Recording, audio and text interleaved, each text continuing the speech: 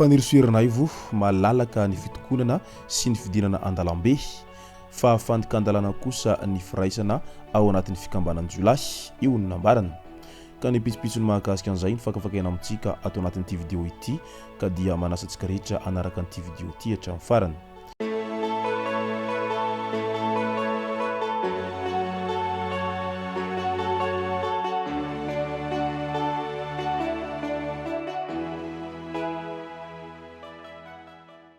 Ny tonga tsy miaraba hono namantesitra ka dia faly miaraba isika rehetra mpanaraka tsy tapaka an'ity chaîne ity ny tena ko mitiandroandroany ity arakan'izay efa natsipiko zay dia ny mahakasika an'izay fanambarany Fanirisoa Ernaivo ny amin'ny Fandikandalana izay no tena iompanatsika ato anatin'ity vidéo ity fa milohan'izay dia ndao ho resantsika ireto tsara ho fantatra manaraka ireto.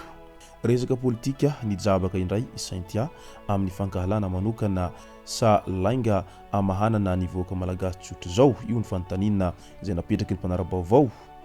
Anisan'ireo nanotrina ny fanokafana ofisialy ny festival Tsapiky ikofalidaya ilay tovolahy mpandraharaha manana ny mahizy azy zanaky ny Toliara nampahafantarana ny vahoaka nandritra ny lanonana izay fanotronana amin'ny mahazanatany azy io tamin'ny 17 Aprily 2024 nanaitra ny sain'ny mpanara-baovao ihany koa nefa ny filazana ny tambazotra serasera izay nataony Samia amin'ny filazana fa nivezivezy ao Antananarivo izy miaraka amin'ny fiaran-dravatomanga fankahalana tsotra zao sa finiavana aty anakorontana fotsiny amin'ny fanapariahana ny vaovao izay tsy marina hoy ny fanontaniana izay napetraky ny olom-pirenena sasany maneho ny hevitra manoloana an'izany rehetra izany. Ny sasany moa milaza fa tsy tokony hanelitsaho fa lasa tsy credible intsony rehefa zatra mandainga sy mamahandalitra ny vahoaka.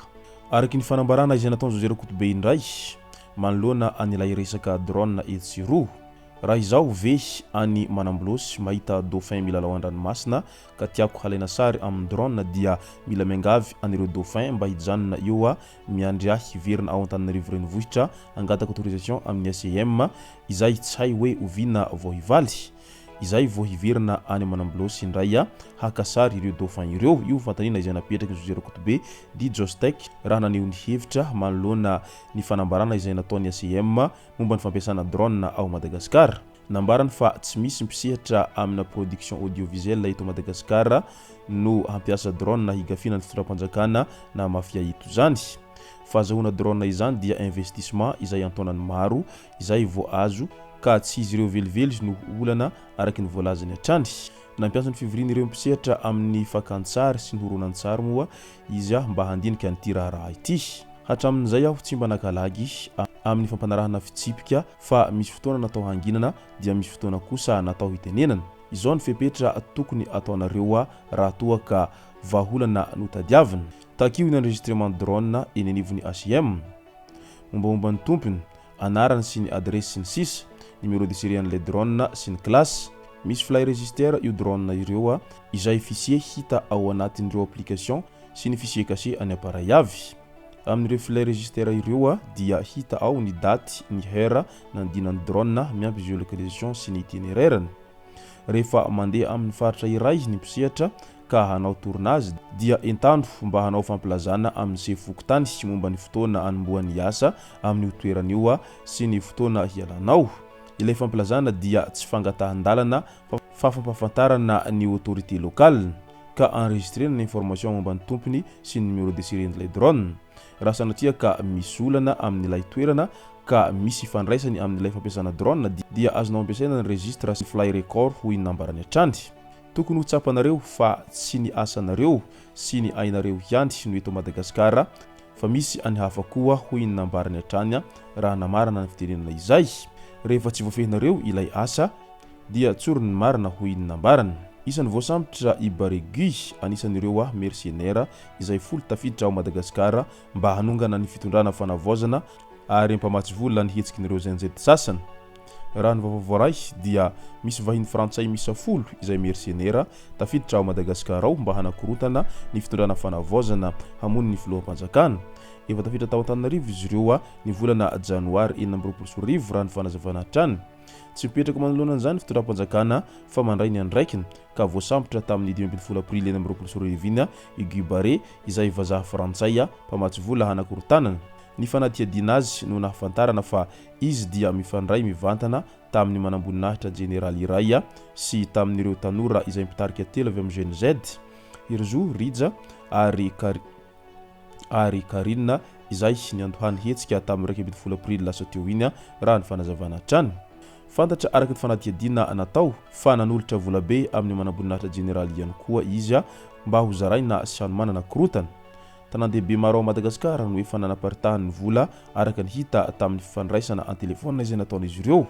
Miazakazaka araka izany ny toedra raha ao Madagasikara ao, tsapa izao fa tsy mahafaly ny Frantsay ny fiarahan'ny fitondrana fanavaozana amin'ny Rosiana ka manao izay vitan'izy ireo mba handravana izany tsy hahafahana miroso amin'ny tena fanavaozana ny Repoblikan'ny Malagasy fa indrindra ny fanovandravitra izay mitondra ny firenena malagasy ho amin'ny fampandrosoana maharitra ka dia ho arantsika eto ny mety ho toy ity raharaha ity.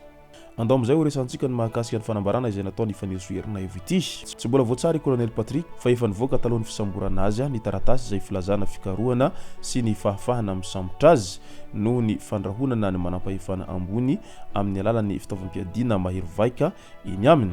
Hitanatra ny fisamborana azy sy ireo namany izay voaroa ireo pekady hoentina manonga-panjakana ary tafiditra ao anatin'izany ireo tanora Jeune Z izay nosamborina.